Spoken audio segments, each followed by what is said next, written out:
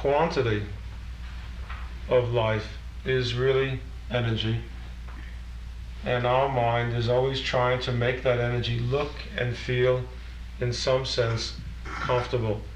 And I know that one of the greatest moments of my life was when I met Swami Nityananda, this enormous, fat, very black man laying on a stone slab in a small temple in India.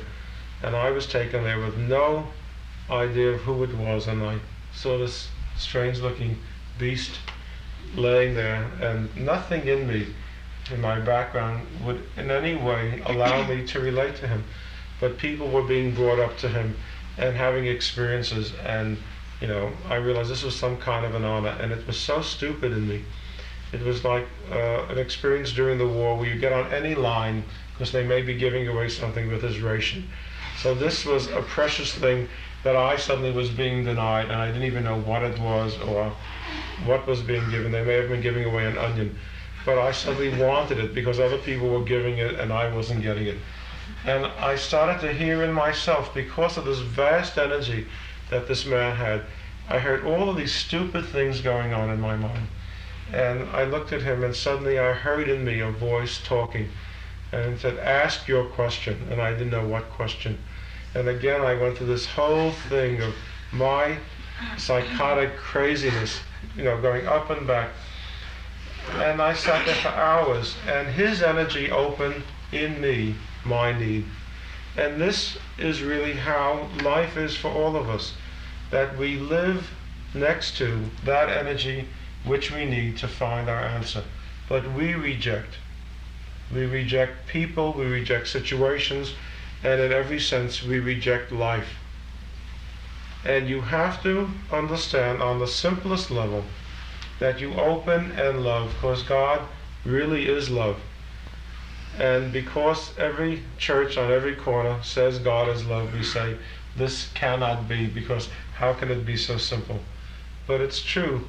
This energy of love, this inner communication, the ability to feel flow between yourself and another person, is the ability to take the content out of that situation and grow with it. But we want it to be this situation or that situation or a particular situation, and it really doesn't matter. If you stand under the sun, facing the sun, you can take in the energy. If you stand with your face the other way, you can take in the energy. You don't have to have an introduction to the sun to receive from the sun. And neither do we have to have an introduction to receive from another person. Consciousness is taking, not analyzing. It is not a function of the mind. It is a function of need, which you open to.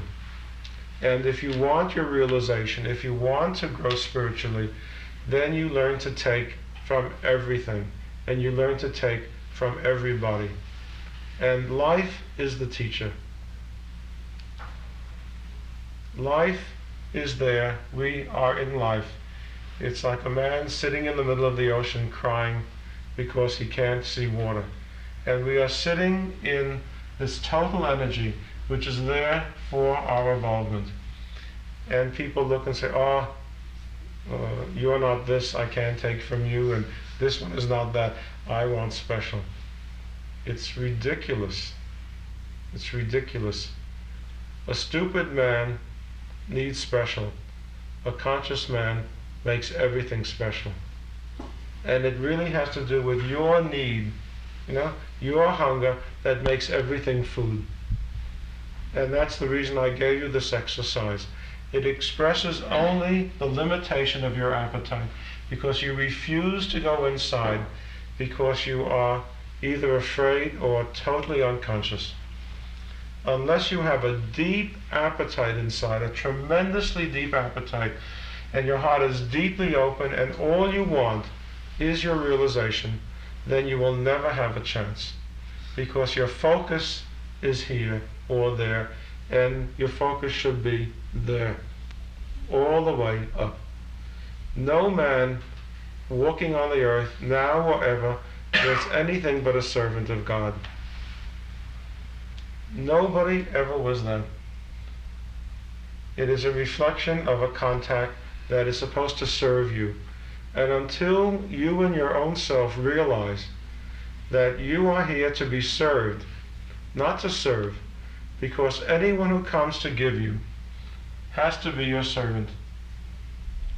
Because if they are a teacher and they are supposed to be superior and they're supposed to have the answer, then there is only one function for them to do, and that is to serve you, not for you to serve them.